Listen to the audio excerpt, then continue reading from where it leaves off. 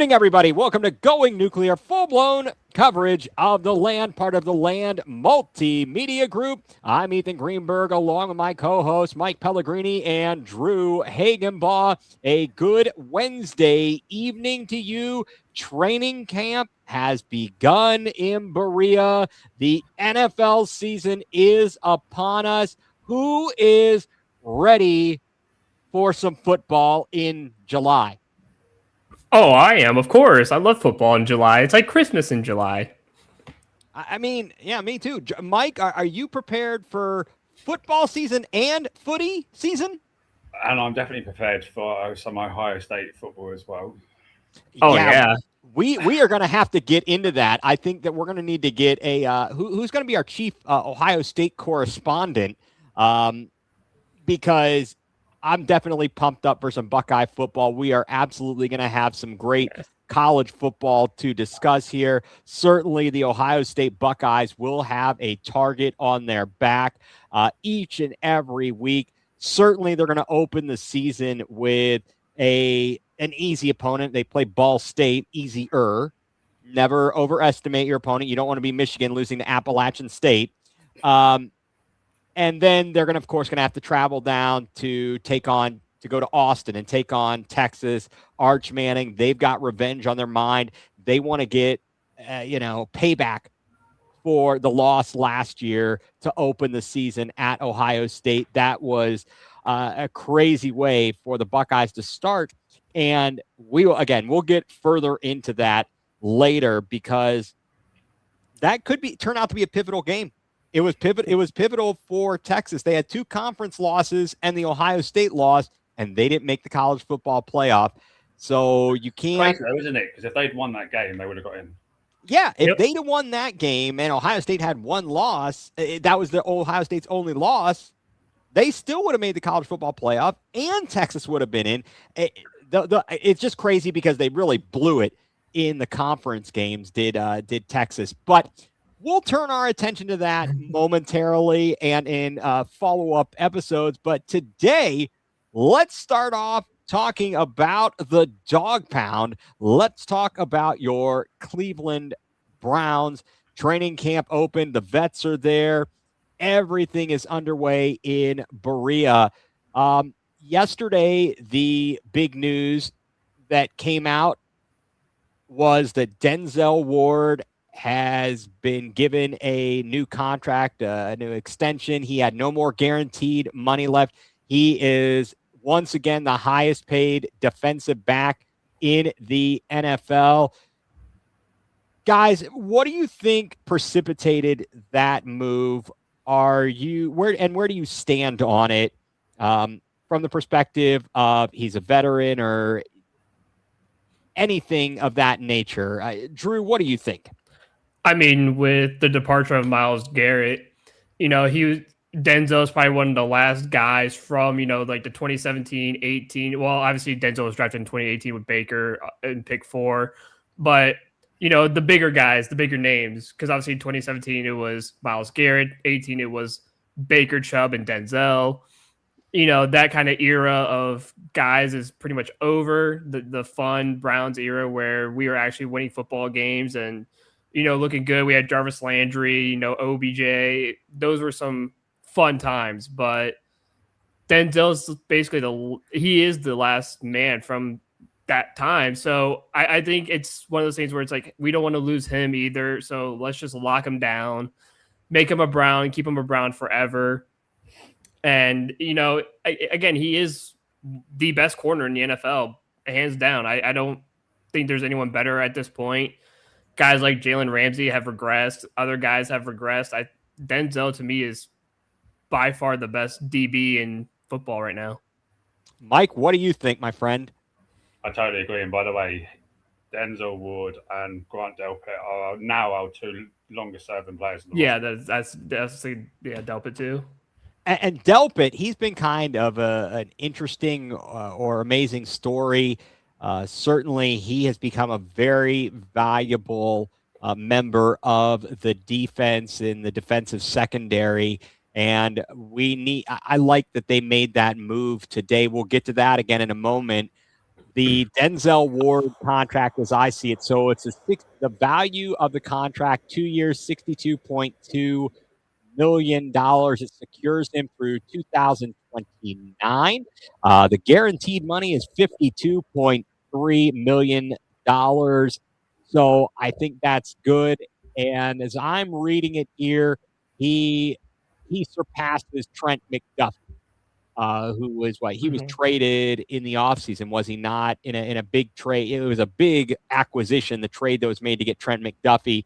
But that's good. The Browns needed some stability.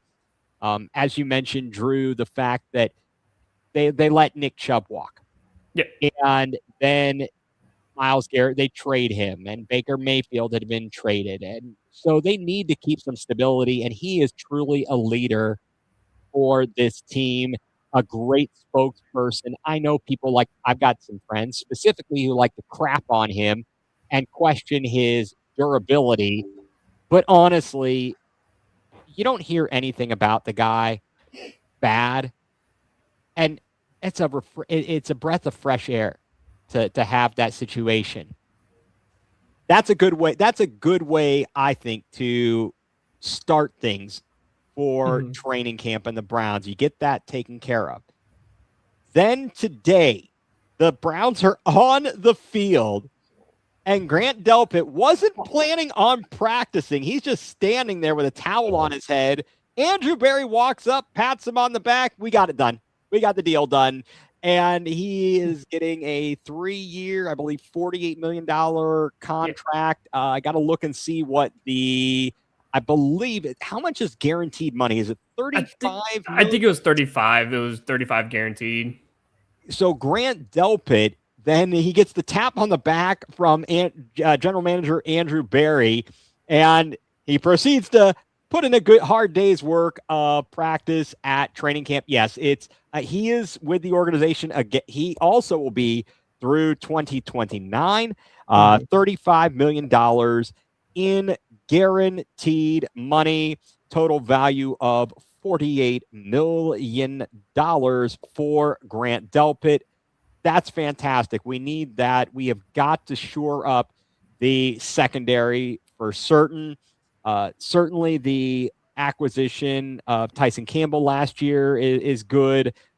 Having Emmanuel McNeil-Warren possibly really grow into something. He's going to be a rookie, but if he can be the guy that the Browns think he can be, that's amazing. And you've still got the guys. What about Ronnie Hickman, guys?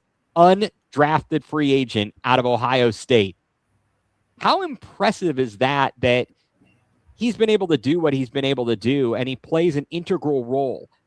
It feels like sometimes you find an undrafted free agent, and they have very specific roles. They're not very much involved in the game plan on a weekly basis. They're not out there all that often. Ronnie Hickman, he shows that they can identify and prepare winners and ready for the pro players out of Ohio State. That's impressive to me. I don't know about to you guys. Well, yeah, I mean, it also shows how hardworking that Ronnie Hickman is. I mean, to go undrafted and, be a massive part of this roster and this team it just speaks to how hard this kid works day in and day out, and that he wants to be here. He wants to be someone who makes a difference, and he really does. And a lot of people, even as Ohio State fans, we could see that in Ronnie Hickman. It's like, this kid's talented, and the fact that no one picked him up, it was weird, because it's like they're missing out on a high quality kid, and the Browns were like, okay, we'll take you. And he comes, and obviously he impresses, and it's like, are we really surprised? I mean, this kid balled out at Ohio State, surprisingly doesn't get drafted, and then the Browns are like, well, no one wants you, we'll take you, and he turns out to be a very key part of this team. Yeah, definitely. Mike, I don't know. I was just going to interject with the stats I'm seeing here. So his career stats, 3 seasons, 2023, 17 tackles, 8 assists, I guess combined. 8 of them were assisted. No sacks, 1 interception. and one touchdown. His one interception was a return for a touchdown. I believe I recall that. Was that in the game against the Jets, possibly? I think it was the Jets game. The Jets game where they clinched the playoffs. Yeah. Then in 24, 26 combined tackles, 19 assisted, no sacks, no interceptions. Last year, he had, it says 52 combined tackles, 52 of them were assisted. He had 2 interceptions, though. So he's proving to be a very versatile player for the Browns. And since he was undrafted, it's not like you invested a high pick in him and you feel burdened like, oh my gosh, we got to keep this guy. We spent a high draft pick on him. No, he's house money. What do you think, Mike? So based on my information, he's signed a restricted free agent tender. Okay. And apparently he set a career high last year of 100 tackles. So yeah, I mean, it's, again, very cheap deal. Hopefully they'll sign him to a long-term extension at some point, personally. I think so. That would be great if they're able to do it. I don't think he's going to be asking to be the top paid player at his position, but he can earn a very nice living. Well, he started all 17 games last season, so I know he was, let's see, so targeted 48 times according to profootballreference.com.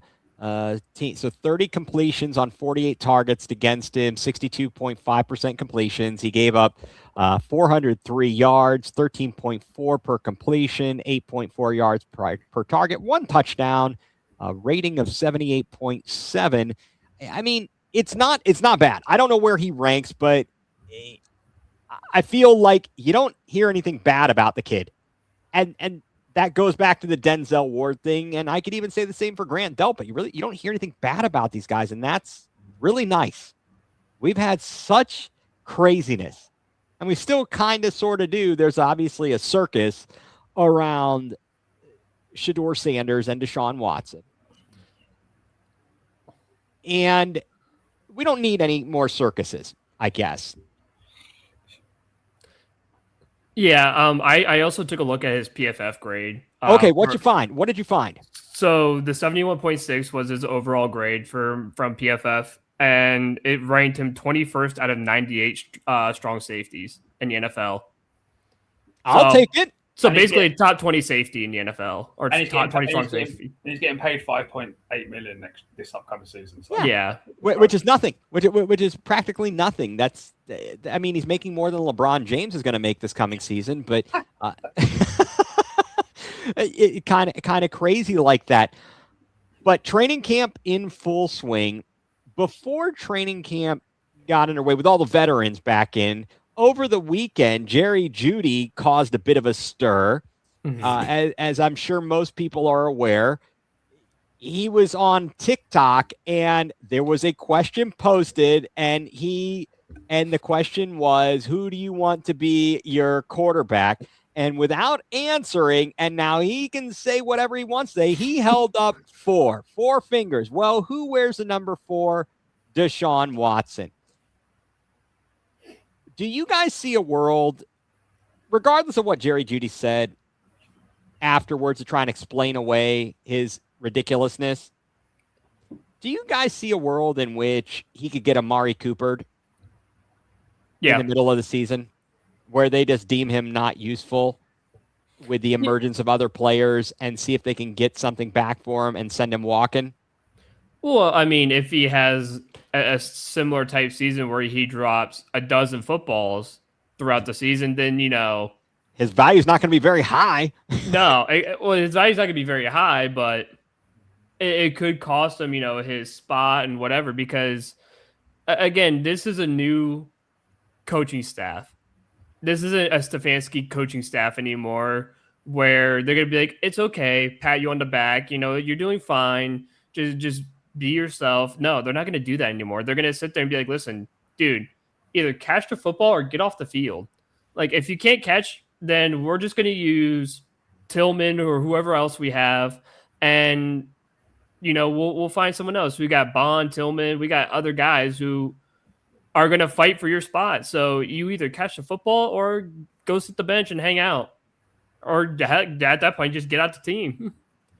Right, exactly. And Mike, what do you think about that? Could you see a world in which, with our rookie class of Boston and Concepcion, along with Isaiah Bond and the likes of, we still have Malachi Corley, Yeah.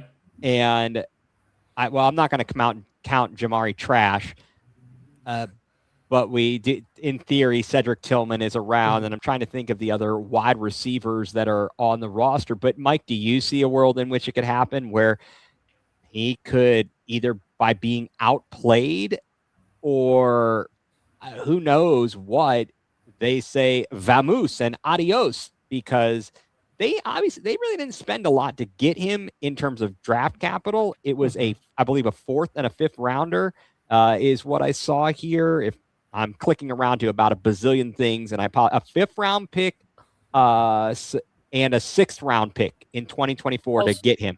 Also, don't we have that Michael Floria kid still in training camp? You mean Luke Floria? Yeah, Luke Floria. He was injured, but maybe he'll be on the practice squad, possibly, and Gage Larvidan as well. Yeah. But what do you think, Mike?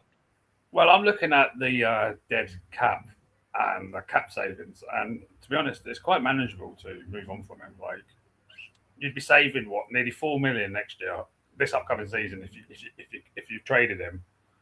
So it's not like the dead cap is a massive hit on the team if you did trade him. Like if you tried to trade Deshaun Watson, for example, the dead cap, it would be too much, and it's probably not worth doing. Whereas for Jerry Jeudy, it probably is. Especially if the two draft picks come out and outperform him, you might just be better off moving him for like a fifth round pick or something. Yeah, I think that if they even were able to get a fifth round pick from this clown, it would be a great move. What did we get him for? Did we get him for a fourth? As I said, it was 2 picks. We got him for a fifth and a sixth round pick. There you go. So if we can get a sixth round pick for him, right? I think we could probably do better than that. And for some wide receiver needy team, just like this, Andrew Berry traded a fifth round pick to get Amari Cooper, and then flipped him to the Bills for like a third rounder. And then he did nothing there. Yeah, absolutely nothing. And that was amazing that he pulled that deal off. It was a steal. It was a steal in the first place, and then he stole when he flipped him. Unreal. I'm not going to give him laser eyes because I think that's the dumbest thing ever, but it was a brilliant move, quite honestly, that he was able to pull that up. I'm looking at the roster right now just to go through the wide receivers. We've got Aaron Anderson out. He's a rookie out of LSU. But I think I believe he must be an undrafted rookie. Isaiah Bond, obviously last year we get him as an undrafted free agent. He had legal troubles in the draft process, or right before the draft process. He goes undrafted. Once his name gets cleared, the Browns pick him up, and he is a speedster. I like him. He and Shador had a good connection. Denzel Boston picked in the second round this year. Casey Concepcion, our first rounder. Malachi Corley, he had some nice moments. He was our best player at running the jet sweep last year. He was very good with that. I have no problem with him. The guy, Malachi Corley, so what was he? He's in his third season out of Western Kentucky. We got him from the Jets. Luke Floria last year gets injured in training camp, but was having a very nice training camp. And if he could turn out to be, who knows, just some guy that can stick around and busts his ass out there, who knows what he could be. He's a little bit undersized, but hey, I wouldn't count him out. Then you've got Jerry Jeudy. You've got Gage Larvidan out of South Carolina. He came on out of nowhere. Jamari Thrash, he really has underperformed. Cedric Tillman, his problem is he can't stay healthy and on the field. And then let's see, I see Tylan Wallace, who I believe we got him from Baltimore. Yep. Specifically, we brought him in to be a return guy. And then we also, I believe we all chatted about this last week, Cole Wilson out of Baylor, but he is small. He's 5'7", and actually, I don't know if I sent you guys the video, but I did. Something popped up on social media on one of my timelines showing a touchdown by Gerald Ice Cube McNeil, and that's what they were remarking the other day on the radio about a return guy of that stature. And whatever it takes, I think that there's a possibility, though, that if he pulls these kind of antics, he's not going to have a job here, and they can ship him off somewhere else. They won't need him. Is kind of my thought on him. Well, yeah, I mean, at the end of the day, there's a lot of people in the room who could take anybody's jobs, and that's basically the story of sports, right? Is you have a job to do, and ultimately, when we look at Jerry Jeudy, if you don't do your job, there's, as you listed off about the other 60 wide receivers we have in the room, there's so many other guys behind you who want your spot and who are young enough and hungry enough to take your spot. So if you want to drop again, if you want to have 12 drops and have the most drops by any wide receiver in the NFL, go for it, because you're going to be replaced. And like Mike said, it's not like it's going to eat up much dead cap at all to replace you. So if you want to do that, go for it. If you want to have a terrible quarterback thrown to you, go for it. We could replace you both. You both can be gone. Even if we catch you for the whole year, you both could be gone at the end of the season. And it's not going to hurt any of us. It's not going to hurt the organization. It's not going to. We're just going to forget you ever existed on this team. Like, you're not going to be memorable. So if that's what you want your career in Cleveland to be, then hey, let it be. But at the end of the day, he needs to focus on just learning how to catch the ball and, getting in the end zone. Like I think he fooled us with that 200, was it almost 200-yard game or 200-yard game against Denver, where him and Jameis were just going crazy. And then after that, something just like happened to where it's like, oh, what is this things on my, what are these things? And what's this round thing coming after me? Like, I don't know what this is. And it confuses the crap out of me, dude. So like, how do you forget how to do your job, which is catching a football? You have one job. You have one job. Like, I get it. It feels like a poorly placed ball or something. Like, I get it. But like, if it's right in your hands and it's through them and it bounces off your chest, you deserve to get yanked by the face mask and just screamed at. Well, what about last year, guys? Do you recall not only that, but I believe I'm going to try and verify this independently. Was it not in the Raiders game where he caught the ball and was trying to do a fancy dance move to juke out a defender? Yeah, he tried to juke it out, yeah. And he got the ball stripped? Yeah, I do remember this. And it's so infuriating. Yeah, that's what it was. He caught it because he was wide open. And I think if he would just caught it and ran down the sideline, he could have had like a massive gain or touchdown. Yeah, he had a 39-yard reception, and he got it punched out because he was trying to do a dance move against a defender. Yeah. And didn't think, oh, someone's coming up from behind me and is going to punch this out. That kind of exemplifies what and who he is. So much potential, but not able to live up to it. What he has definitely been disappointing from his time at Alabama. Well, I personally think, looking at our wide receiver room, that he's potentially going to be like in a three-way battle for like a spot between him, Trash, and Tillman. Yeah, because I think one of our rookies might get in. So the guy that you mentioned, is it Wilson or Anderson might get in as like wide receiver 6, and then Wallace or Corley for like your return receiver. And then the top 3 guys are going to be like the 2 draftees along with Isaiah Bond. So who's the like wide receiver 3 or 4? It's between Trash, Tillman, and Jerry Jeudy, right? That's what I would say. I believe that. Yeah. So one of them's going to make it, and the other 2 are probably going to get traded or cut. So. Right. and some of the other guys will be valuable because they might could play on special teams. This is what I mean. Like one of the UDFAs that we've got, they could be good for special teams. Then you've got Wallace and Corley, they could be good for special teams. As long as Gage Larvin doesn't take punts again, because that dude oh my me. God, that was so bad. That was abysmal. Did he do something about stepping out of bounds or some dodgy stuff? I mean, if I remember correctly. Well, he tried to do the masterful thing where like you put your foot out of bounds and let the ball come to you or whatever, and you get the ball at the 40-yard line, and he caught it first and then stepped out instead of having his foot already out of bounds to do it. We started at the 1 yard line, and so we started at the 1 yard line, and then how many times he's muffed multiple punts? And it was so bad. He was not fit to be back there. But we have been cursed when it comes to return specialists.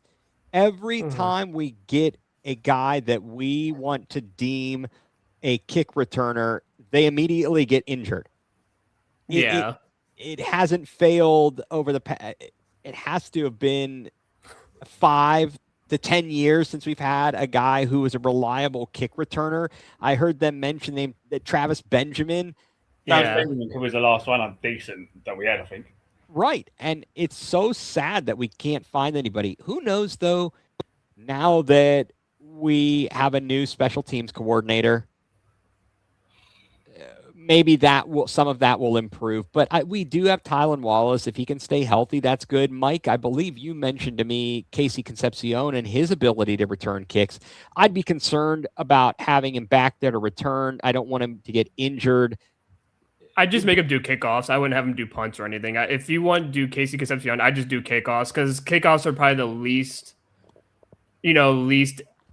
like he's going to get injured or popped or something. Or like if you want him to do +2, like again, you have the concerns of him catching the football already as a quarterback passes. So do you really want him back there catching punts or catching kickoffs or something and he accidentally muffs one and his confidence goes, and then he starts missing passes from Shador or Deshaun, whoever the quarterback is, and he can't catch the football to save, for a whole game. And I'd rather him not do that. Again, I'd rather use like a Malachi Corley, someone who you only use for like jet sweeps anyways. Just use him, or if you could teach someone like Jamari Thrash or something, or teach someone Wallace. You have Wallace, but in case of injuries and stuff like that, I'm trying to think of just like other guys you can utilize to put in that position. Dylan Sampson, maybe. This is all troubling. I'm hoping though that we can flip Jerry Jeudy for like a DB. Some team that's got a log jam that may give you someone that's at the middle or back end of their depth chart. For send them to Jacksonville again so we can get another good DB out of like Travis Hunter. I don't know. Hey, we seem to have granted the pick this year. Well, the pick that we had from Jacksonville for this year turned out to be Casey Concepcion. We were hoping it was going to be a much higher pick, and then they surprised everybody. Are the Jaguars due for a regression? Yeah, because they don't have our pick anymore, so of course they are. Well, they're also what we call in the soccer world, when you talk about relegation, we call them a yo-yo team, where like Norwich, they were like a yo-yo team for a while, where they kept going up and down from the Premier League to the Championship. I think Jacksonville's like that because I think every year since Trevor Lawrence, they would have a playoff season. Next season, they win like 3 games. Then they would win another 11 games. Then they lose another 4 games or win 4 games the next season. So they kind of like yo-yo back to being a playoff team to one of the worst teams in the NFL.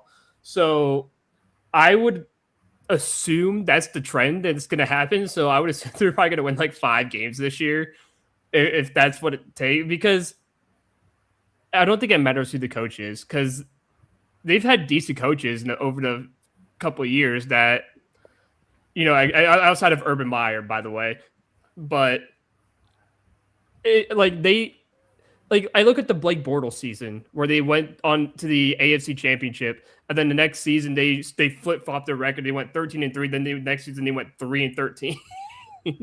Yeah, no, you're exactly right. We will see if they have a regression. You never know. Health can happen. Certainly, Liam Cohen his first year, maybe he came in with some concepts and things that people weren't expecting. To that end, look at Kevin Stefanski. His first season in Cleveland, they get to the playoffs. Granted, it was I know this doesn't really change the accomplishment, but certainly the fact that it was during the COVID season with no fans in the stand, whereas that can impact games in some form and fashion. Players having their guys out. Obviously, the Browns dealt with it themselves. It's a whole thing. But then the second year, it turns to crap. Obviously, that starts with Baker getting his shoulder hurt and continuing to play, even though he really probably needed to stop trying to be a tough guy. But then I watched the first episode. I've only watched the first episode so far of the quarterback series on Netflix. Okay. And he literally spoke about this, saying he looking back, that he really shouldn't have played through that. He should have actually just and season, had the surgery. That decision alone basically cost him his time at the Browns. He kind of feels like it did. It certainly did. And then I think because of that and his general demeanor caused him to butt heads with Stefanski and other guys in the locker room. And you're seeing it now. I will be very curious what his season looks like this year in Tampa, because he wants a contract extension and they're not offering what he wants. And so this is the final year. Mike Evans is gone to San Francisco. So that's one less weapon. It is. Now he's got a Emeka Egbuka. But Egbuka last year, and it was more than just Mike Evans being injured. There were so many guys injured. Well, they had Chris Godwin that was injured too. Right. Still there, Godwin? They still have Godwin, I think. I think Godwin was still there because I think their top two receivers are Godwin and Egbuka. And I don't know who their third is, but is it Scotty Miller? No. It's like I think it's Mike or something. Yeah, I think it is. But I know they also have a Bucky Irving too, who is also a decent running back and a pass catching back too. Right. I'm pulling up just out of curiosity. I know we're going a little bit astray. Breaking news, guys, by the way, the Guardians have actually scored a run. Holy I just smoke. saw that a Bazana single. Wow, that is impressive. And for anyone who's not watching, the bases are loaded in the fifth. Guardians at 1-0 with nobody out. Wow. Let's see if we can put a crooked number on the board, as I say. All right. I'm watching you, Mike. Don't you worry. The Tampa Bay wide receivers are Emeka Egbuka, Chris Godwin, Garrett Green. I don't know. Dennis Houston, Ted Hurst III, Cameron Johnson, Tez Johnson out of Oregon. Okay, actually know who he is. I know who Tez Johnson is. Jalen McMillan out of Washington. That's who I was thinking of, yeah. Yeah, Jalen McMillan, yeah.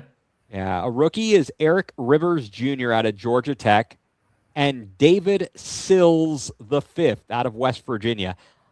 Yeah, good luck. Good luck over there. The only thing I'd say for Baker quickly is though that he's in a favourable division. Like it's arguably the weakest division in the NFC, so it's like and he could. It's those types of years or situations where he generally thrives. But then again, Trevor Lawrence is in the same situation. He's probably in the weakest division in the AFC. Like, but what differentiates him and Baker, why they're two different people, I don't know that Trevor Lawrence has dealt with as so much quote unquote controversy as Baker Mayfield has had to deal with. But we'll see. We'll see how that all goes. It'll certainly be very interesting how we see that happening. Todd Monken spoke to the media before practice today. I don't know how much you guys heard of it. I heard of the press conference. I listened. I was left pretty impressed with him. And it's not like he said anything amazing. It's just simply that he's straightforward. And that he is the polar opposite of Kevin Stefanski. And in the same day, we saw a Kevin Stefanski quote about the injury of one of the quarterbacks in Atlanta that made me just shake my head and say, I don't miss this. I absolutely don't miss this. Good luck, Atlanta. Good luck. What were your takeaways? Well, I think it's nice, like you said, to have a coach who's more straightforward and not so beat around the bush, or, kind of just has the parrot talks over and over again, where he just says and repeats the same thing over and over. It was my fault, if that whole spiel, and we'll have to see with the injuries. We'll be better. We have to be better. Yeah, we have to be better. And it's like, but now you have a guy who's very, and I told this before on another show, like I appreciate the honesty of Todd Monken, because it's like, finally, like, I'm not going to have to sit here and be like, well, what does he mean by this? What does this mean? What does that mean? He's like, Deshaun Watson is injured. He will be out for about 3 months. Like, okay, cool. Thank you for being open and honest about it. Not, well, we're going to see. He might train tomorrow, even though it's a 3-month injury. He might practice tomorrow. We don't know. But it's like, well, is he injured or not? Like, what are we doing here? Like, stop playing this game. This reminds me of another team that we support as well. Yeah. Oh, yeah? Tottenham are the worst at this. Yeah, Tottenham, yeah. Oh, yeah? They're not so good at giving straight information. The Kulusevski injury for the last year and a half. Wasn't that meant to be a knock, and he was about to be out for about 5-6 days, and it ended up being like 18 months? Yeah, it was a 6-day or a week knock, and then he's been out for like a year and a half. That's pretty brutal. That is really, really brutal. But it was one of the quarterbacks that Stefanski, was it up the Penix situation or Tua, said, well, he's out right now. Hopefully he'll be back sooner rather than later. Yeah. He always seemed to think that he needed to have some sort of a competitive advantage, and that by being truthful, that was going to decide the game. That was it. Not the play on the field. It was going to be some Jedi mind trick.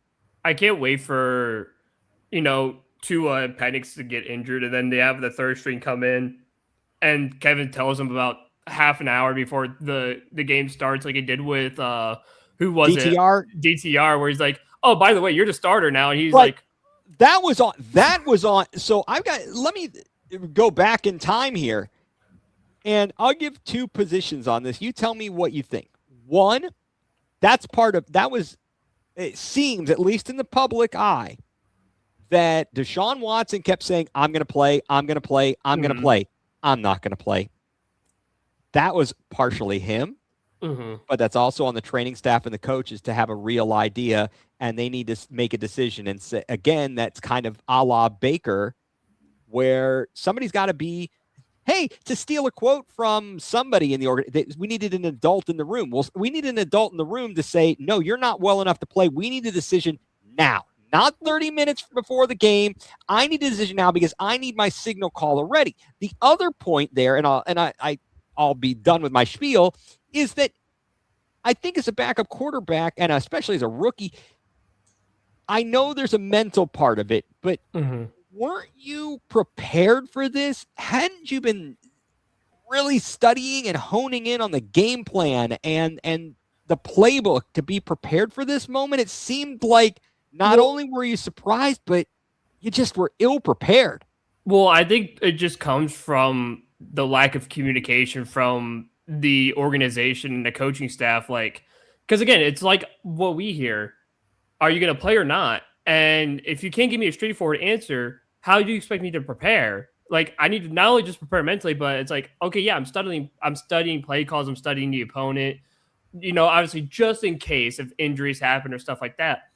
But you're not prepared to be told 30 minutes to an hour before kickoff, oh, by the way, you're starting. And I'm like, oh, cool. This would have been nice to know like 3 hours ago or like 4 hours ago. This would have been nice to know earlier this morning. Like, I could have came here and prepared a lot better. I didn't know 30 to 45 minutes before kickoff, I'm the starting quarterback against the Baltimore Ravens. Thanks for the heads up, guys. Really appreciate it. Can you tell me like a day or so ago or like 6 hours ago? That'd be fantastic. I would love to know, before I'm done doing my warm-ups. Yeah, I think that you need to be ready at all times. That is something that I also just think there needs to be better communication true. between Both the of those things. Yeah, both. But I think more so the communication, because again, you could have told him a few hours beforehand and let him actually prepare, and so he can get through reads, he could get through, through what he has to do. But telling someone like minutes before he has to go out there and play, like, oh, you're starting. Well, I had reps with nothing but the threes, and I've never what do you thrown want? to this guy before. I They never don't know thrown to my this guy ball. before. Yeah, so like, what do you want me to do here? Like, especially if the player who's injured can't tell you whether or not he's going to play, You need to make the decision for him. you need to make the decision for him. Again, like, if that's been happening throughout the week, let's just say, I need to know by like Tuesday. Like, Right. Are you playing or not? If you're not playing, let me know so I can get this guy prepared and ready to go. So we're not surprised or spooked by whatever is going on. So I would rather have a guy like Todd Monken who'd be like, listen, are you playing or not? No, you're not playing? Okay, cool, whatever. You're throwing in the garbage anyways. Shador, you're playing. So get ready. It's Tuesday afternoon. Get ready. You're playing on Sunday. I'm not going to sit here and play these games with Deshaun. Well, I could be ready. I don't care if you say you. I need 100% guarantee you're going to play. Not I could be. I should be. I will. No, not if it's. I am 1,000% ready to go. I'm not. You're not playing this week. You're done. You're shut down for the week. You're not playing. Right. It shouldn't be about they're going to go out, especially the quarterback. Yeah. I'm going to go out and stretch and go through my pregame walkthrough and see what happens. You can't do that with a quarterback. But no, I think overall, especially a rookie. Right. I think the Monken approach is really good. One of the things he said, and I know we're kind of lagging or dragging on here with the Browns talk, of course, but he mentioned they asked about the timeline for naming a starter. He said, well, by week 1. I like that. I kind of like the funny comedian answer. Yeah. Oh, by week 1, we'll name a starter. And he said that he doesn't want to basically get back into a corner about, well, I told you I'd name a starter by this date, and then that's not going to happen. And he said, allegedly, the play of the players will dictate who starts. And if that truly is the case, that's what I want to hear. I don't want this crap, because it felt like last year there was no way on earth that Shador Sanders had a chance to win the starting job. And for that matter, even though it was only a slightly better chance, there was no way Dylan Gabriel was winning that starting job. It was already made up in the mind of Kevin Stefanski. No, a veteran is going to be our starter, when they thought it was going to be Kenny Pickett, and then it turned out to be Joe Flacco. Having that kind of a mentality is really important. The best guy for the team needs to be out on the field, whoever gives you the best chance to win. I mean, yeah, that's how it's always been, right? We talk about this with the Guardians, the Cavs, whoever. We talk about the best guys need to be on the field at all times. So Absolutely. If Shador is doing the best in camp and he's doing the best in preseason, I would expect him to start week 1. Not, oh, well, he's doing the best, but because we're paying a guy $230 million guaranteed, we're going to start him instead, even though he's been the worst. And it's like, then what are we doing here?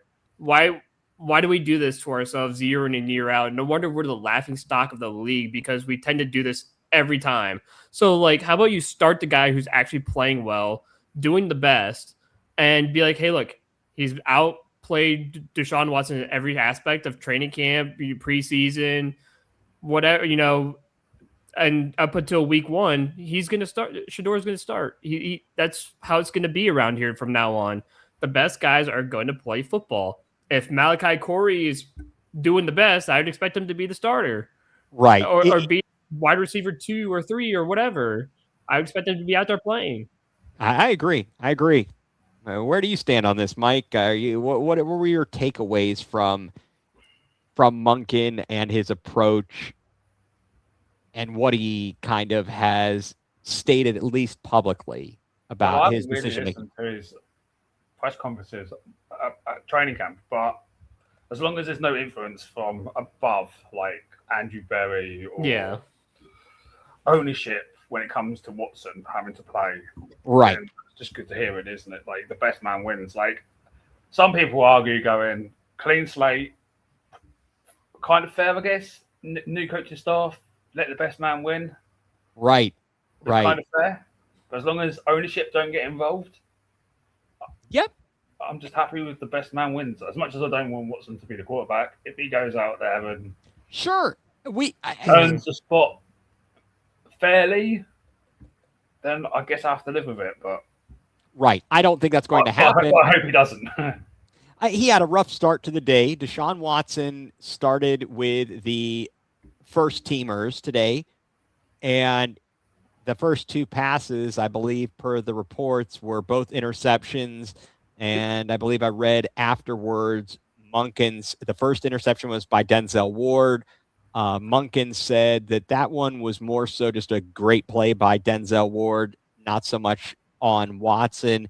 Whereas the second interception made by Mathis, who we just brought in, was a late throw. It was a bad throw by Watson.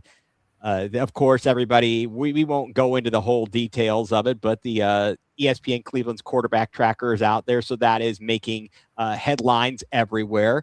And if nothing else, it's something that you can point to, because people didn't like when reporters would simply give their perspective. Well, this person looked better, but didn't give you any statistics. Well, here's at least something that they can put out there for you, and then give you more facts and information to build upon it. I read DeJuan Jones started with the ones at left tackle, not Spencer Fano. Interesting. Harold Fannin acknowledged in the pre-practice interview media availability he had surgery in the offseason for a groin injury that was suffered in week 17.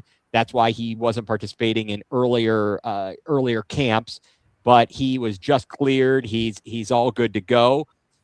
Shedeur Sanders, one thing that I noticed and was posted online, he stayed after practice and was working with Taylon Green. How nice is that? What do you mean? Leadership? What's that? Well, I mean, we see it with Jared Verse too, with the defensive line, but there's finally some leadership going on, and you're supposed to expect this out of Deshaun Watson, not a guy in his second year in the NFL who is taking the means necessary to sit how much time after practice to come up to the rookie and say, "Hey, look, let's work together. Yeah, we're gonna get you ready for the season." Because again, you don't know what the season entails. Both of us can get injured, and you have to start. So we're not gonna sit there and do what Stefanski did. We're not gonna say 20 minutes before kickoff, "Hey, you're playing, buddy. Good luck." No, we're gonna get you ready now, so that way when the season starts, you're ready to go whenever it comes down to it.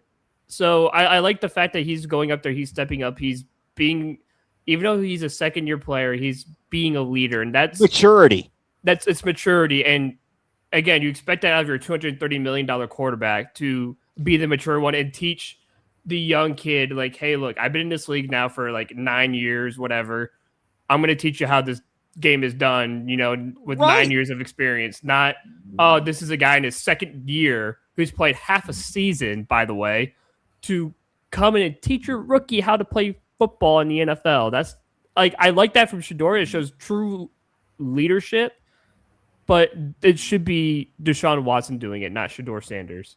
Right. I know that there were times last year that Watson worked with Sanders and was helpful to him. But certainly, where were the other guys? Where was Joe Flacco?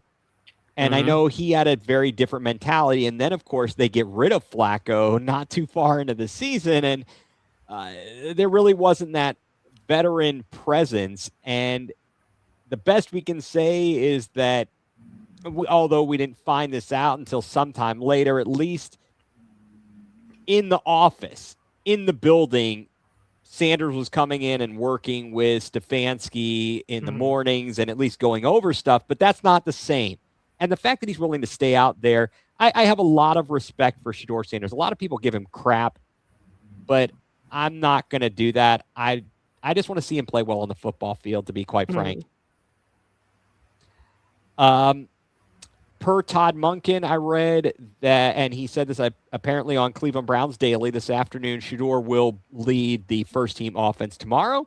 Yep. And we'll have to wait and see how that goes and see if he continues to build on that and what is to come for the Browns.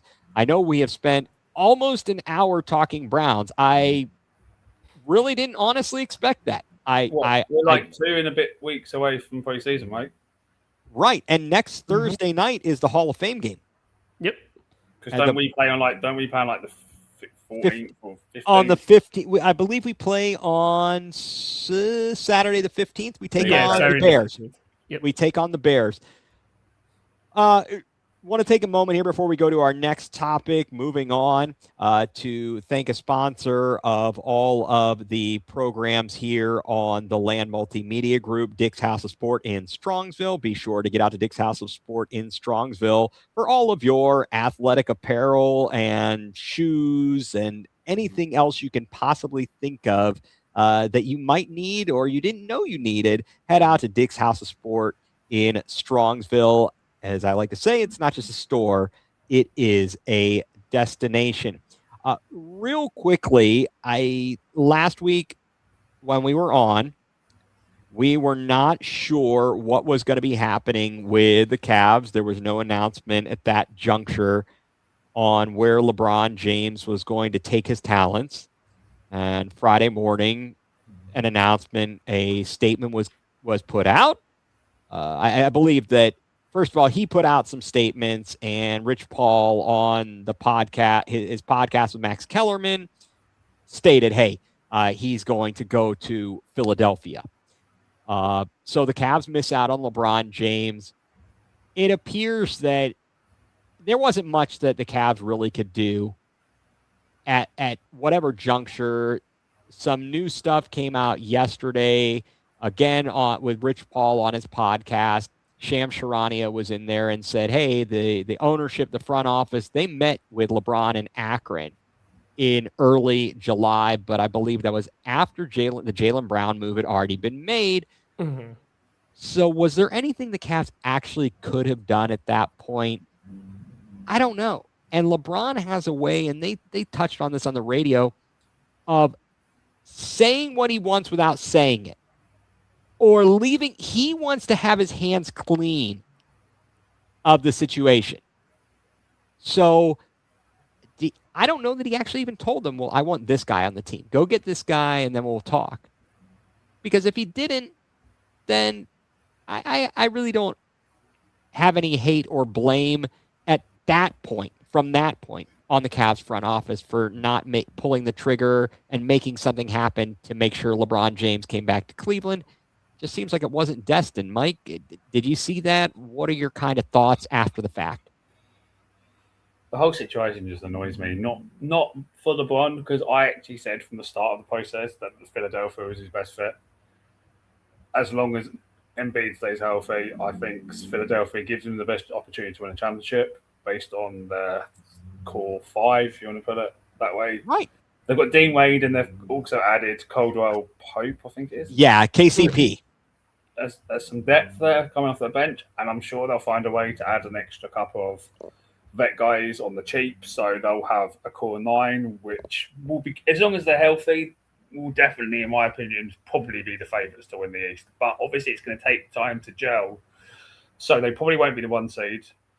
But as long as they get in the top 4 and they're healthy come the playoffs, I do think they might be the favourites to win the East this year, above New York. So I do think it's the right fit for him personally. So I can't be mad at him for that. But my anger goes to the front office for not trying to pursue a trade.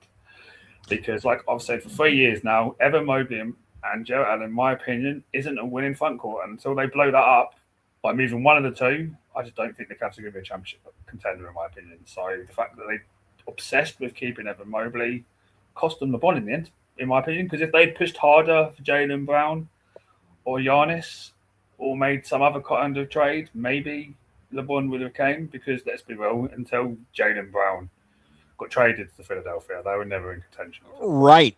That was a very big moment, a pivotal moment. I don't know if the Cavs could have contended with the amount of equity and what was traded to Boston in return for Jaylen Brown. I don't know if the Cavs could have matched that. But the Cavs didn't really want to. That's the thing that annoys me. Yeah, it seems like the Cavs just wanted to keep Evan Mobley, and they didn't even really pursue a trade, which is the frustration part, in my opinion. Understandable, but I guess one day maybe we'll find out. But for right now, we're kind of left to speculate. Drew, where are you at in this, and how are you feeling with the Cavs not ending up with LeBron James, and where do the Cavs go from here to try to improve this team, which they've done nothing to other than maybe we got Super Mario Hezonja. Well, when it comes to the LeBron situation, just hearing that the Cavs were the only team to get a personalized interview in person with him, I mean, I think that speaks volume to just the dedication that LeBron had to the organization, and the respect that LeBron has for the organization. I do think that if we made a splash earlier in the summer, like for Jaylen Brown or for Giannis, I think everything would have played out super differently. I think we would have landed LeBron in that scenario, and maybe that was talked about in the meeting.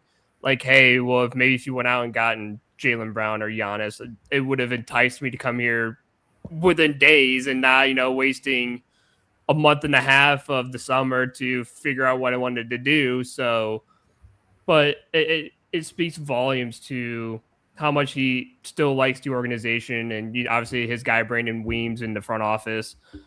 But I said it the other day, was that the front office's love for Evan Mobley is what costed him LeBron James.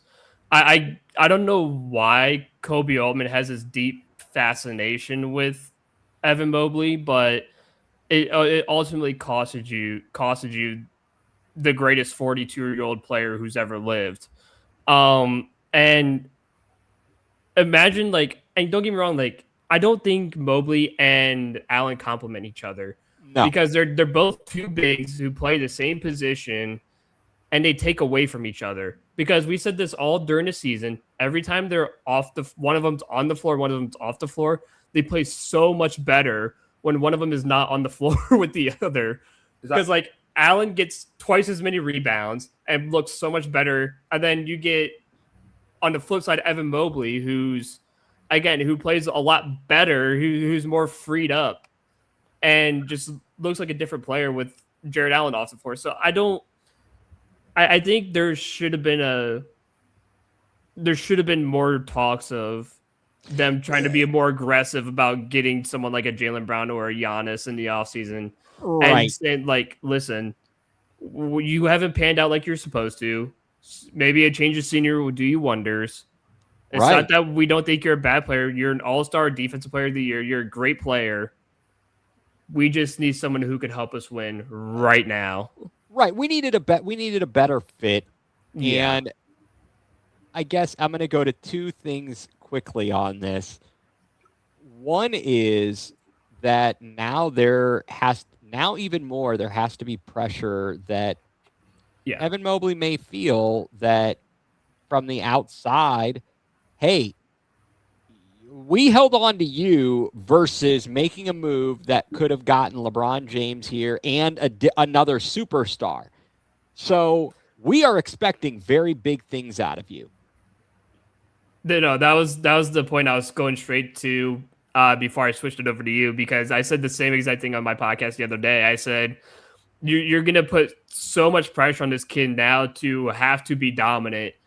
And if he's not, then obviously all the fans are going to blame Evan Mobley for not being good instead of blaming Kobe Altman for not making the move and not pulling the trigger. So I'm not going to be blaming Evan Mobley if he has a bad season. I'm not going to put that on him. I'm just going to go straight for Kobe Altman, being like, hey, look, you could have given this kid a free ride out of here, had a better career, and saved his career essentially.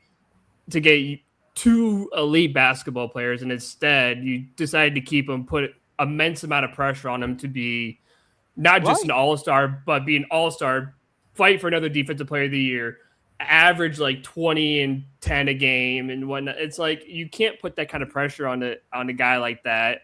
Right, because that's not who he is. Exactly. He wilts under pressure. He's not – he's a nice guy. I've got no issue with him as a person. Whereas we're sitting here talking about a guy, just to give us some perspective, and people who are watching and listening, when we talk about a guy on the Browns like a Jerry Jeudy, we're not so concerned about him as a person, and we don't have much tolerance for it. And we want to ship him out of town. We're talking about Evan Mobley.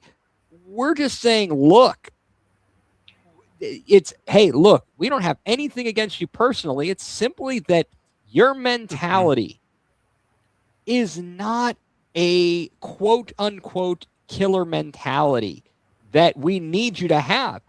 They've got to, I don't know if they can flip a switch and find that mentality. He and Jared Allen both. Where is it, or why is it, guys, that Jared Allen could show up in some moments, like they joke about it on ESPN Cleveland? He had an amazing February, and they said it was Black History Month, JA, and then Game 7, JA, in the playoffs against Toronto and Detroit. Why doesn't that guy show up all the time? What is the deal with this? It just doesn't make sense. My concern is that we're going into year 6 with these two guys. And it's like it hasn't worked the previous 5 years. Like, yeah, we got to the conference finals and then got embarrassed, but like it's year 6 of trying to get these two guys to work together. Like, well, and part of it is the coaching. The team ratings from the previous postseason has been the Cavs were better rated when Mobley wasn't on the court than when he was, for the large part, with the different lineup combinations. Like Cavs performing better when he isn't on the court. So it's like, in clutch moments, the Cavs played better when he weren't on the court. So it's like, right, exactly. I think it's on coaching. It is incumbent on the coaching to make it work, right? To make it work. And I understand. Let me throw this one curveball. There were so many injuries, and we made the trades mid-season, that we never got this thing figured out last year. And we went into the playoffs with a bunch of guys who barely had played together and did pretty darn well, all things considered. So maybe that's what the front office is thinking. I don't agree with that, but I'm just saying that they may be thinking that. They may simply be thinking, look, let's get an offseason where everybody is healthy, everybody is practicing together, and see what we can't do. And now they've got a little bit of flexibility, and they need to make a move. And I don't count Mario Hezonja, even if whether he comes to Cleveland, he goes to Saudis, or what he does, I don't count him as a big splash in the offseason. There's got to be some additions. I've seen some names. Mike, what are some of the names you've seen? I see him as I know they play slightly different positions. Like the Croatian guy, I'm not even going to try and pronounce his name because I'll butcher it up. Mario Hezonja? Hezonja, that's the one. Yeah, I know he's more of a 3 than a 4, right? And Dean Wade's more of a 4. Correct. But I still think like he's more of an upgrade to what Dean Wade would produce. Like offensively, he's going to put up better numbers than what Dean Wade. Sure. And he's going to be on less money than what I think. I can't remember how much Philadelphia paid for Dean Wade now, but it's definitely less. It's way more. It's not a minimum contract, so I think value-wise, it is an upgrade. You'll get more definitely offensive production out of him. So in that sense, it is improving the team in that aspect. Right. We're going to need But size. we need to make other moves. We need like a Kuminga or who's the other guy that keeps coming up?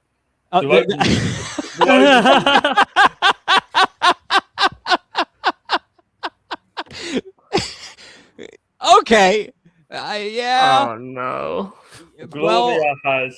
Delonte locked up in her basement. Is Oh, that Florida State West or something? yes. That is, Yeah. for those of you who may not know, Raul, thank you for the commentary. Gloria has Actually, Oh, Delonte no. West has really fallen on hard times. Oh, yeah. Major problems with, I think, I don't know, with drug use or what the deal is, but he's been on the streets and they're working on it. So it's been kind of sad, actually, honestly, what has happened to Delonte West. But they've got to find some size. They need to get somebody on the wing. I've seen, what do we see? Peyton Watson, Bruce Brown. And I think those guys are with coming from the Nuggets. And you talked about Cam it. Johnson would be I think Cam Johnson would be the best trade. Cam Johnson would be an We can get amazing. him because the Nuggets are the only team in the NBA now who are on the second apron. So Right. they're going to try and shed salary because they don't want to be in the second apron. So the only problem is they can't take on other contracts. So it's going to have to be a team. We're going to have to be involved with a multiple team trade, most likely, to be able to get one of those guys. Yeah, well, I think you got to do what you got to do. Moving on from the Cavs to the team that is currently playing and for once has actually put up a few runs on the board. The Gardos, the Cleveland Guardians, in the Ohio Cup, the battle for the Ohio Cup with the Cincinnati Reds. Yesterday, they split a day-night doubleheader. They won game one against a good pitcher and lost game two to a bullpen game, which, as we've discussed and was supported today, I heard Andre Knott, who is on the television broadcast, the Guardians TV, say that's been a problem all year. And I'll say it's been a problem for years, not just bullpen games. We will play a team and they'll be like, oh, we got the starter, this rookie, some guy we're bringing up from AAA no one's ever heard of, and they constantly lose. I cannot figure it out. I really can't figure it out. And I can't figure out how this team has been so horrid at the plate. Is it simply the hitting coach? Is it the hitters themselves? Is it the approach? What is it? Well, this is what I agree with. Maybe this will help. Beer night. God. 10-cent, instead of 10-cent dogs, 10-cent beers. I think actually the profit on the beer would be more than the profit on the dogs. Yeah. Because the buns aren't cheap. The buns aren't cheap, man. The buns are very, very much not cheap. And even if you're going with the cheapest hot dog, the scraps on the floor, I still think that they're more expensive than the beer. So possibly the 10-cent beer night. Guys, is it the hitting coach? Is it simply the players? What on earth are they doing? I mean, it's both in reality, because as a hitting coach, you should be working with these guys, and you have the iPads and whatnot and the benches and stuff of what you're watching yourself strike out on the ball that was 58 feet off the plate, and you swung away and decided that was the best idea you ever had. You should be the hitting coach sitting next to him and be like, all right, so what did we learn? we learned that this should not be swung at. We should not be swinging at pitches in the other batter's box. We're too aggressive. We're overly aggressive. I like the message from Vogt to be aggressive, but I think when he said be aggressive, I think he meant when the ball is close, be aggressive and take a gamble on it. Not when the ball is 5 feet in the dirt, take a hack at it. And I think the guys are taking it too literal to almost swing it at every single pitch thrown instead of wait for your pitch and swing away and be aggressive when the ball is in the box. Right. So Exactly. I think it's a bit of both. It is. Now, wait a second. If this is true, just tell your grandson, do not pull a Baba Booey. Do not pull Baba Booey. Baba Booey. Baba Booey. No 50 cent. Baba Booey. Baba Booey. Don't take anybody out. And if you really want to build up his confidence, you can have Kyle Manzardo or Gabe or Gabe Arias, or as we like to call them, Manzero and DFA, stand in the batter's box. he will be guaranteed to throw a strike past one of these guys because they will swing at everything. It could be in the dirt. It could be over their heads, and they would end up swinging at it. So those are just some recommendations there. I'll also be there on Tuesday night too. Yeah. Oh, did Fauci have a bad first pitch? I guess I didn't recall that one, but there have been some historically bad first pitches. We've talked about it on here. Carly Rae Jepsen. Yes, terrible, just terrible. Mike, you and I were talking about this last night. Well, we were talking about it in the group chat, and I was thinking, well, I wonder when the last time was that the Guardians actually were in the top half. This is so comical, this stat. The stat that you said in the chat earlier is just so fun. It's so funny. Yeah, I wondered. I said, well, when was the last time they were in the top half of the major league in hitting average? The last time they had a losing record, basically, wasn't it? Yeah. It was 2023. They were they were 15th in the major league, and they finished 76 and 86 and missed the playoffs. But years before that, I will say this. So I believe it was from 2009 to maybe 2021. I looked at it earlier. The hitting coach, and I don't know why I can't find it now, was pretty good. We were pretty consistently good. When was the last time? Yeah, 1995. It seems like it's been that long. We actually did have some pretty good hitting years under the prior hitting coach from like whoever the hitting coach was from like 09 to 21, I believe. And I cannot remember his name. It's like a something. It was like a 3-part name. And then he left and they replaced him with Valeka, and Valeka Vastinkad. And now we got Grant Fink, and Grant stinks. And we're terrible again. We got terrible hitting. We have pitching that could carry this team, and we've got guys who are absolutely clueless at the plate, whether that is all on the coach or it is more on the player. I don't know, but you can't keep doing this. This is the definition of insanity. The Guardians are driving me insane. This ownership needs to go. You've got to be kidding me. You are squandering magnificent pitching performances. What's the stat, Mike, on Gavin Williams? And then how many starts in a row has he had with 11 plus strikeouts? And like only the last person or the only other person to do it was Chris Sale, something crazy like that. I can tell you the stat. I'll find it. Yeah, right now, and folks, the Guardians hanging on in Cincinnati, 4-1, bottom half of the 6th inning from Great America Ballpark. 2 on, 2 down, runners on first and second for the Reds. So Gavin Williams has struck out more than 10 batters and issued no more than 1 walk in 4 straight games. That's incredible. The only longer such streak in the history of baseball, basically since 1900, was by Chris Sale, who did that 5 games in 2018. That's incredible. And what's his and what is Gavin Williams' record in that span or in those games, Mike? I know he's lost at least 2 of them. Right. But I don't know. I can't remember if he's 2-2 or 1-3. It's not good enough. It should be 4-0. It's not 4-0, and it's not. It's at work at best 2-2. Right. He's lost the last 2 for sure because the bullpen blew it. He left with a 1-0 lead last week, and they blew it. And then yesterday they couldn't muster a run. I swear I feel like we're watching Major League, and Bob Uecker is covering the mic, and we got 1 GD hit. You can't say that on the air. It doesn't matter. Nobody's listening anyway. But I, honest to goodness, looked at the box score and. So who's his next start going to be against? That's going to be. What game did he pitch yesterday? First game, yeah. Gavin Williams pitched the second game. He pitched of course he did. Pitched the second game, so he's going to be 1, 2. He's going to play against the Mets.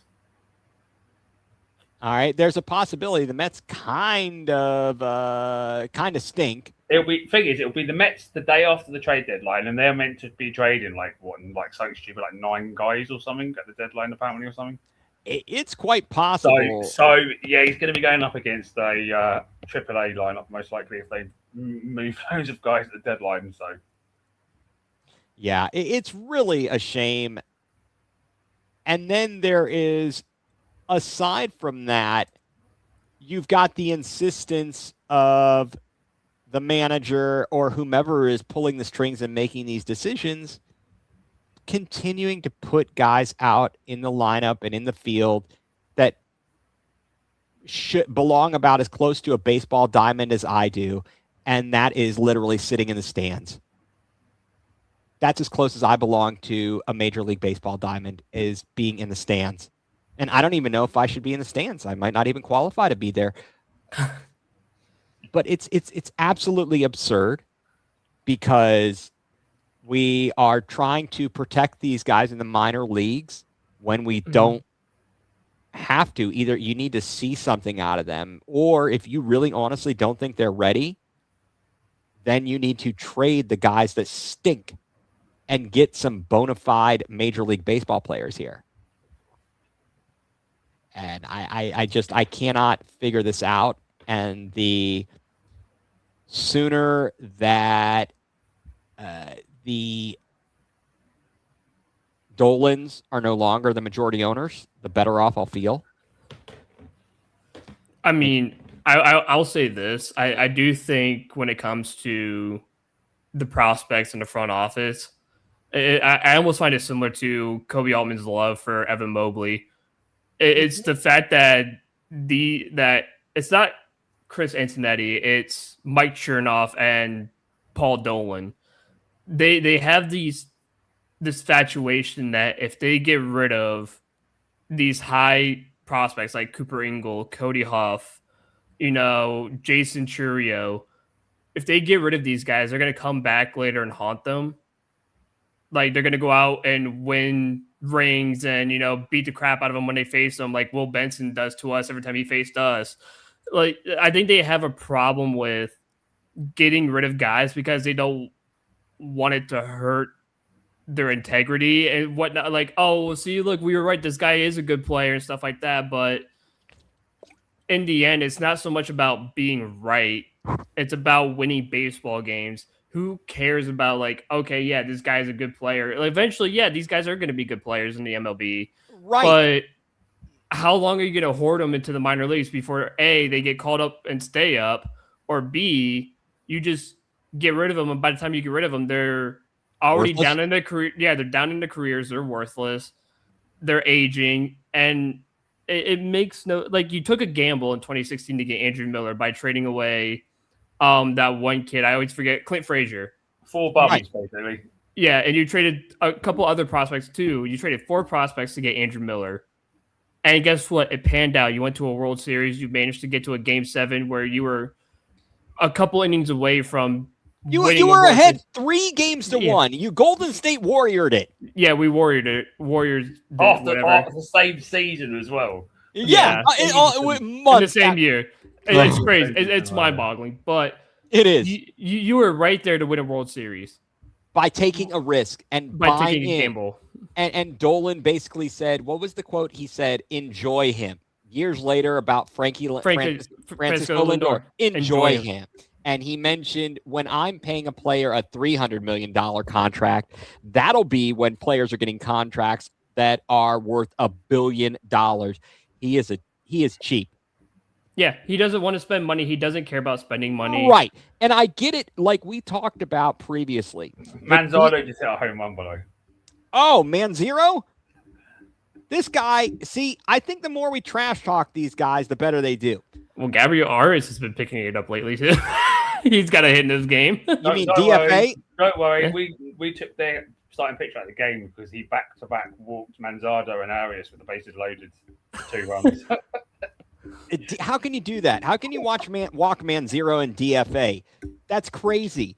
But you have to take a risk. This whole thing, we talked about it with the payroll, the fact that essentially a team like the Dodgers, now obviously there's a split in the media rights and so on and so forth.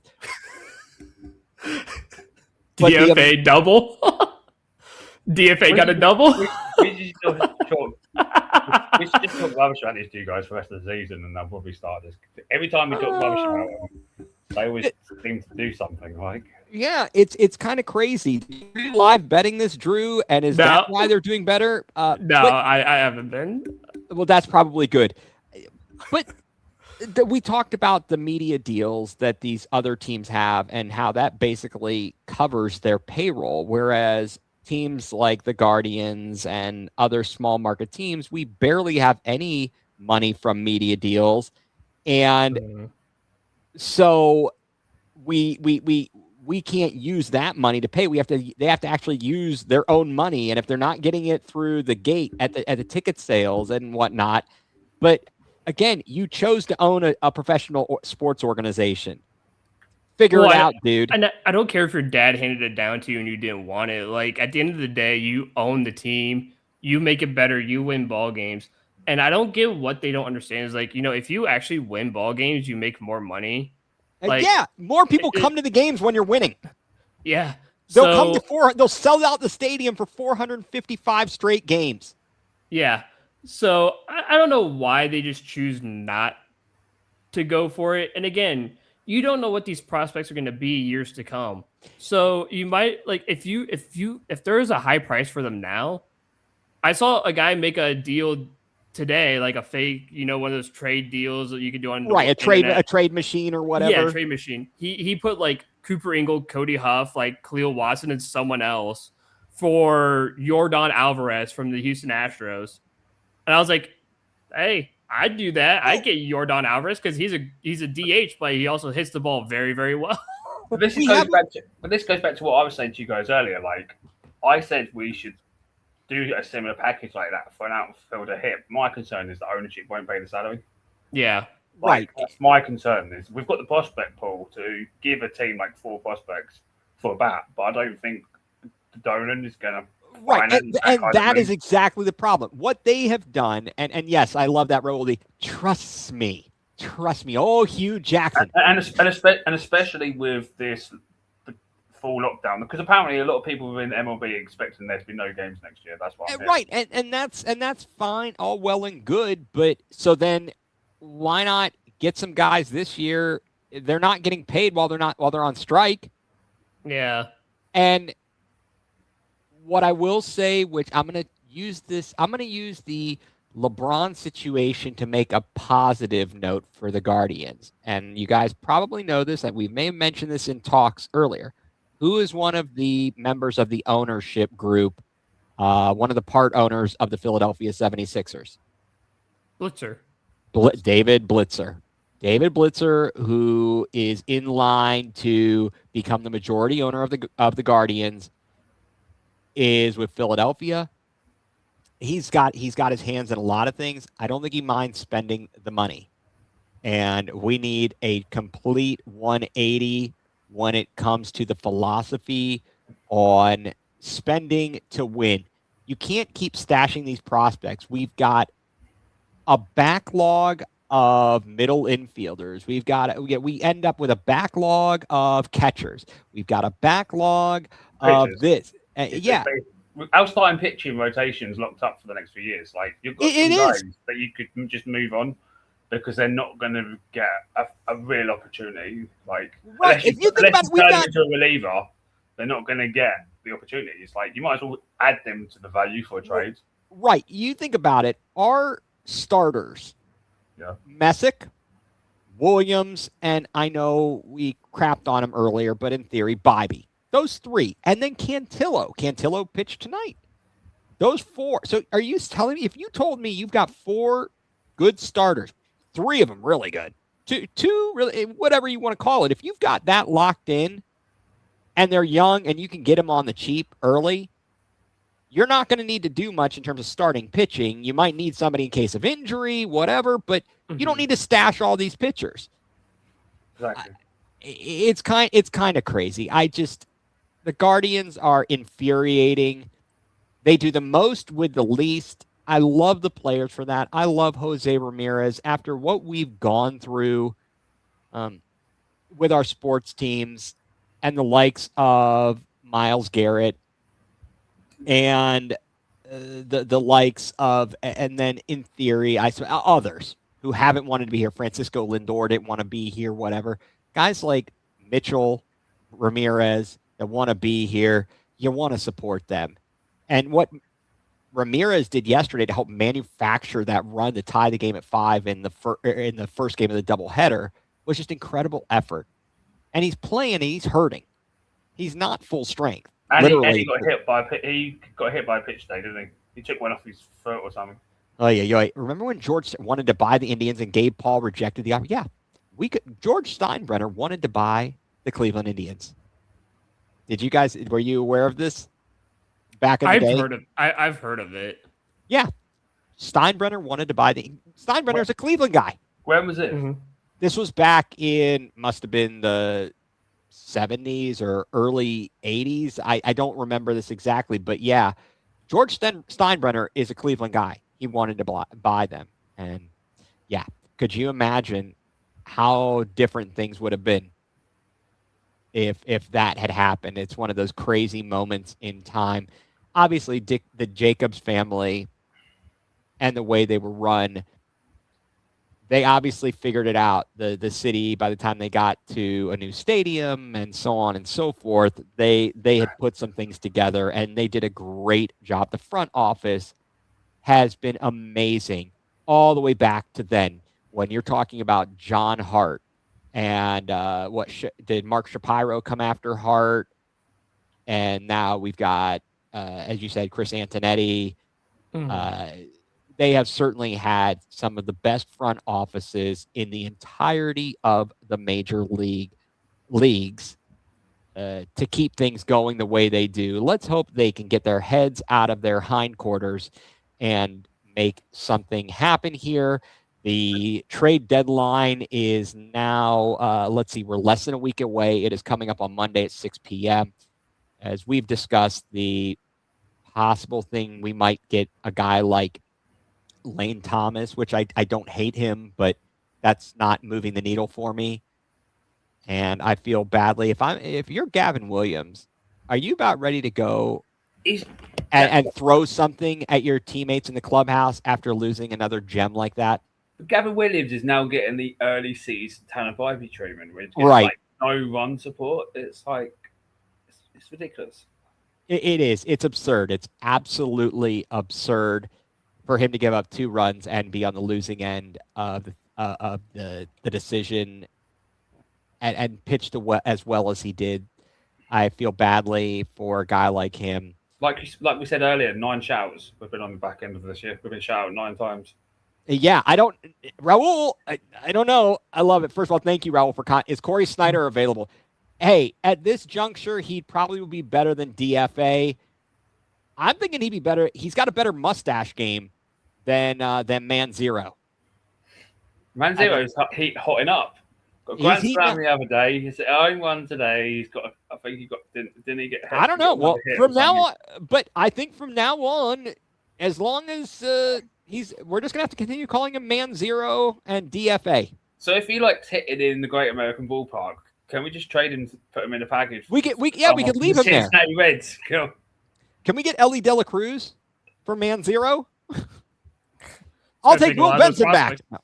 Yeah. He's a free agent, or well, not a free agent, but he's on the market now. He didn't even have a team. Oh wow. I know that again. I know what you guys said, and these people in the Guardians front office are worried about looking stupid if they make a deal. And when there's a guy who turns out to be good, as we talked around the All-Star break, Junior Caminero, or even for a time, a Gio Urshela. Or Yandy Diaz has been pretty decent for Tampa. Yeah, there's going to be some guys. You're going to have that. But if you've got a log jam at a position, what about Ernie Clement? He was an all-star. He's playing well in Toronto, but he was at third base. And, well, we've got a pretty good guy at third base. It's Ernie just Clement was one of the MVPs, in my opinion, for the Blue Jays on their way to the World Series last season. So he certainly played a very key role, and it's just one of those things where sometimes you have to suck it up and realize you might make a mistake, but you have to go in and take a chance. But the thing is, baseball is one of these sports as well, where one season you can get to the World Series, the next season you can be bottom of the division, struggle to get 7 wins. Look at the Blue Jays. Look, aren't they miles behind now in their division? The division, yeah, they stink. They are not good this year. They have fallen on hard times. They're And look at 50 the Texas and Rangers. They won the World Series with Austin Hedges on their team a couple of years ago.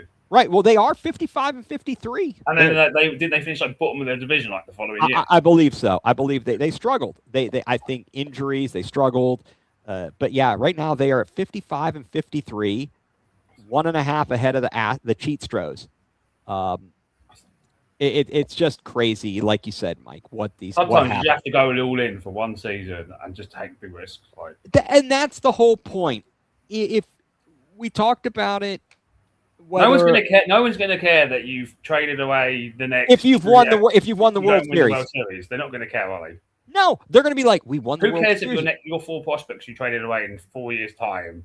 Yep. Are like amongst the top 10 home run hitters, and you've got the best starting pitcher that you traded away. No one's going to give a damn if you've won the World Series because of it. Exactly. If I win the World Series this year because I traded all these players and I went all in, and the next year we are cellar dwellers, I don't care. I've got a World Series. I've got my team got a World Series. Who cares? Look at the Royals. Finally. The Royals went back-to-back World Series. Won one, lost the other. Sucked, struggled for the next 3 or 4 years. But did they care? No.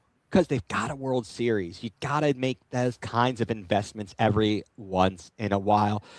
Guys, we are running. We have been on a super long time. Let's try and wrap this one up, and we'll have to save some of our other hot takes here for our next edition. At this point, guys, why don't we tell everybody what has us going nuclear? Drew, Mike, who wants to go first here, my friends? I'll let Drew go first because I've got a feeling he might have the same thought as me, so go for it. No, mine's definitely not at all what you're thinking, because mine has something to do with, again, my apartment complex.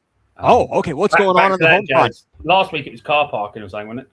Yeah, so they were working on the alley where our parking was because, they're trying to do some stuff and they're blocking the garages and people couldn't park until like after 5 p.m. It was a nightmare.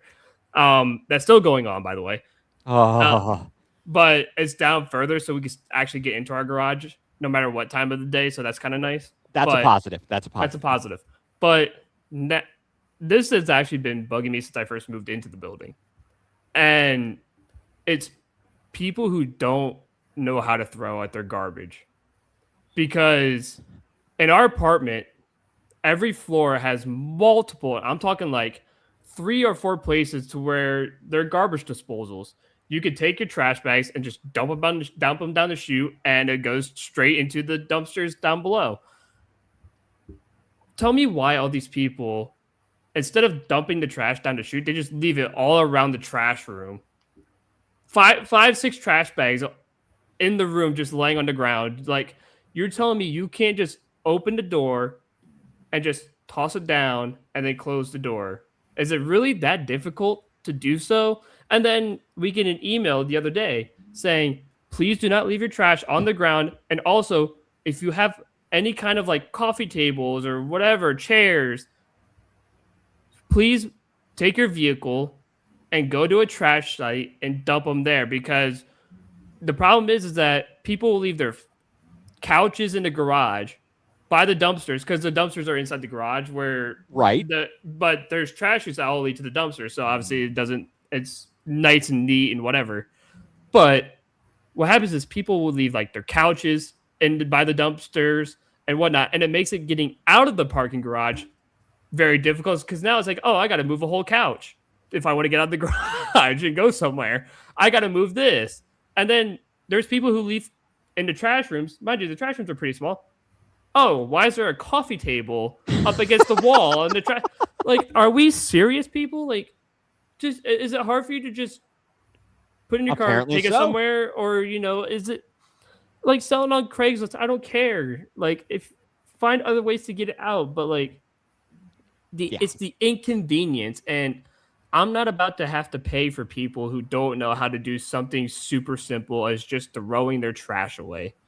Yeah. And mind you, it's not like it's a bunch of young people that live in this building. It's a very even split kind of people, where it's a lot of young people and it's a lot of people who are above the age of like 45 and stuff like that. Are you about to call me old? Are you calling Yeah. me old? Okay, thank you. But it just makes no sense of why people can't just do the bare minimum and just That would be throw your asking trash too out. much, Drew. Yeah, so that's what, and it's been having me going nuclear for the past 3 years since I've lived here. You've been holding on to that. Do you feel better at all? I mean, I'm gonna look at it again tomorrow and be like punching the wall basically because there's gonna be more trash in the room. So it's probably gonna still keep me going nuclear, but I it like gives me it. just something to talk about. So I do appreciate that, Mike. What has you going nuclear? The president of FIFA has me going nuclear. All right. We know about this, but share Yeah. with everybody here.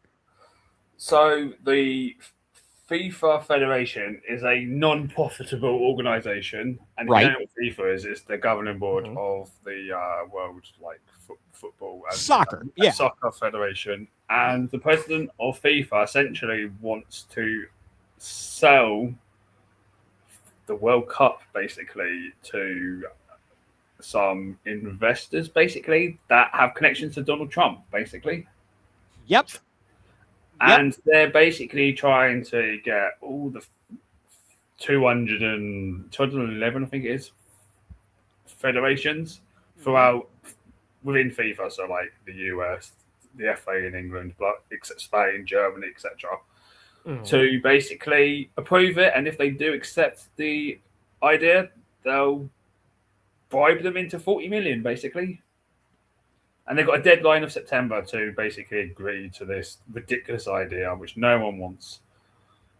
UEFA are basically calling an emergency meeting this week to discuss the matter and to potentially boycott the next World Cup because of it. So, yeah, Infantino is corrupt.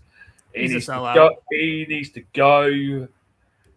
The Balogun thing was bad enough, but this whole situation is just out of control. And to be honest, he needs to be gone. But let's hope this ruins the backing that he had because the election comes up. I can't remember when it is, but he did have a huge backing from like federations within like Asia, Africa, and South America. But after this, who knows if he's still going to have enough votes to get re-elected. Hopefully not, and hopefully this backfires and he's gone. But that kind of what's got me going nuclear because it's a ridiculous idea. Like it's a non-profitable organisation, and the fact that he wants to sell the World Cup to line his own pocket is just ridiculous. In my opinion. I see March of 2027. March of 2027 is when it will elect their next president. The incumbent, of course, is Infantino. I can't remember how many votes he needs, but from what I heard, he would have had enough backing because like the majority of Africa and Asian stuff were prepared to back him. But after this idea, I don't know how that's going to affect. Right. I think all they got to do is look into the corruption and hopefully that'll be enough to oust him. He's not Teflon. It's ridiculous. All he cares about is his line in his own pocket and how he can benefit from stuff himself. Well, it's like American. It's like American business is having stakeholders. That's all really all it is. It's FIFA getting stakeholders, and they take all the money and pay out the stakeholders, and Infantino and Trump and all the stakeholders get rich, and everyone else gets poor. It's his son-in-law. It's a business. One of the potential investors is a business owned by the son-in-law of Donald Trump, Jared Kushner.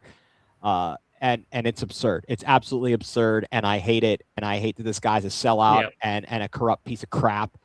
It's really, really messed up. But yeah, there's a 211 member associations. To the first, you got to have 2/3 of the votes from present member associations, and then in the subsequent rounds, a simple majority of the valid votes. So you have to get more than half, more than 50%. Which he did have the backing for, but after this, I don't know. I hope not. I hope that this blows up in his face because this is a bunch of BS and don't ruin this game. But you know why he's doing it? Because he's saying that this World Cup generated the most money ever. And I don't know if you guys know this, but FIFA wanted to change the World Cup from 4 years to 2. But the reason they didn't do it was because they were worried that UEFA federations would boycott the World Cup. Yeah. So they kept it to 4. And by trying to sell it off, they would generate more money. I think the US would probably end up having the World Cup every other World Cup, most likely, probably because that's the way for them to generate even more money. Right. But yeah. Wow. That certainly is one thing that we are going to have to watch. Well, along the lines of corrupt SOBs, what has me going nuclear this week is people who lie for no reason. They really don't have any gain, yet they will tell you complete and utter falsehoods. And I told Drew about this, so I'll share this here with the rest of the viewers in the world. But recently, this past weekend, my wife and I, we were at a car dealership, and the person who was selling us the vehicle, we were sitting there, and unfortunately, we had to wait a little while. The finance person was busy. There was only one person. It was toward the end of the business day. But the salesperson starts telling us these stories. Now, they were very interesting. They were entertaining, and really, he was a very good storyteller. But it absolutely was unnecessary. It wasn't going to impact the sale in any way, shape, or form to tell us these stories. Not only did you tell us these stories, which are false, but you said it and you gave information that any person who has one brain cell can look up and verify whether or not what you're saying is remotely true. I'm sorry, but I cannot stand people who just blatantly lie to you. I mean, are we serious, guys? How can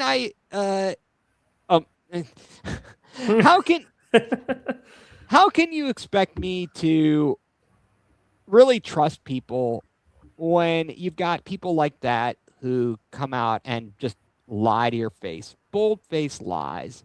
And the lesson here and takeaway is, would I ever recommend anybody going to this person?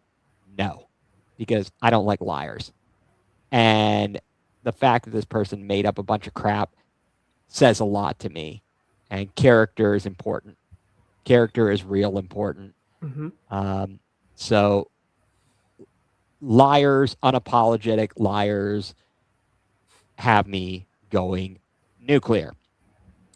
We have managed to stretch this out to an hour and 45 minutes, and it was not intended to be that way. But folks, couple of things. One, stay tuned. Next week, we are planning on having, for sure, it appears we've got at least one special guest lined up. Possibly might have a second and might have more than one show next week. Stay tuned on the socials. Check out all of our social media. You can find me at egreen4325. Look for the Going nuCLEAR's Twitter account at Going nuCLEAR CLE. And here we go. Well, I know it doesn't have it on here, but you can follow the three of us. Follow all the social media and keep an eye out. If you aren't already subscribe to our YouTube page, please like and subscribe. Again, possibly, it appears we've got at least, give us the thumbs up. We would appreciate it. It appears we've at least got one person lined up for Wednesday. Waiting to hear back on somebody else. And these will be good ones. These will definitely be good ones. And but I don't want to spoil anything and make false promises here, because I don't want to be a liar. But anyway, guys, fantastic show as always tonight. Thank you for everybody who has stuck with us. Raul, thank you for all your commentary. Hilarious. Make sure to check on Delonte and Gloria's Basement. Hope your grandson has does great throwing out the first pitch. Drew, if you're going to be there Tuesday, be sure to check it out and give us a full feedback on that. I want to know how that goes. I'll give a full scouting report. So this is the kid's chance to make the majors. All right, we're gonna get Man Zero and DFA up there. Maybe this kid they'll give him 3 pitches and he can throw a strikeout. Just throw a breaking ball. They'll swing and miss. Well, Don't worry about Manzarek walked at least twice in this game today. I don't understand it. I don't understand. Maybe they threatened him. They said, if you swing at another pitch, sir, I don't We're know. gonna trade you. I swear to God. I swear to God, I will shave your mustache. Ooh, that's a dangerous one. That is a dangerous one. Folks, again, thank you so much for tuning in. Want to thank one of our sponsors for the Land Multimedia Group, Dick's House of Sport in Strongsville. Be sure to get out to Dick's House of Sport in Strongsville if you are in that area for all of your sporting good needs, all of your apparel, footwear, so on and so forth. So much going on there. And of course, we are a proud part of the Land Multimedia Group. So for Drew Hagenbaugh, for Mike Pellegrini, I'm Ethan Greenberg, and you've been tuned in to Going nuCLEar, full-blown coverage of the Land, part of the Land Multimedia Group.